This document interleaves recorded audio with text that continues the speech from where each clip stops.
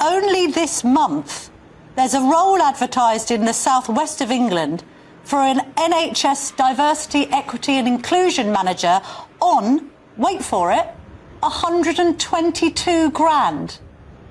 Why are they still advertising for these roles?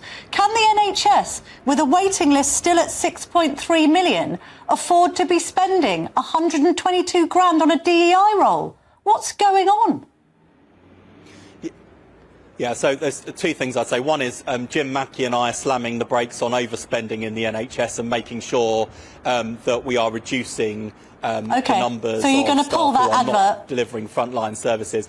But secondly, just to say, on diversity, equality and inclusion roles, some of them have really lost their way. I mean, I saw a report just this weekend suggesting that we should change the name of midwives to I can't even remember the name of the role that was being proposed. It was so absurd. Mid-people.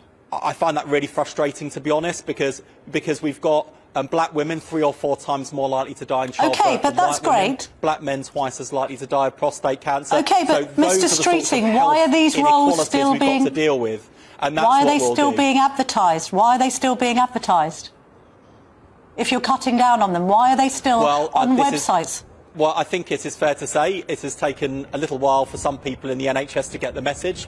I think the announcements in recent days will have sent a very strong and clear message. OK. But I want to make sure that every penny of taxpayers' money is being well spent. But I would say on this issue of diversity, equality and inclusion, some of that work is really important and valuable in terms of, poorer people more likely to die than richer people, men dying earlier than women, and real differences of the experience of black women in childbirth than white women, for example, in terms of black women being far more likely to die.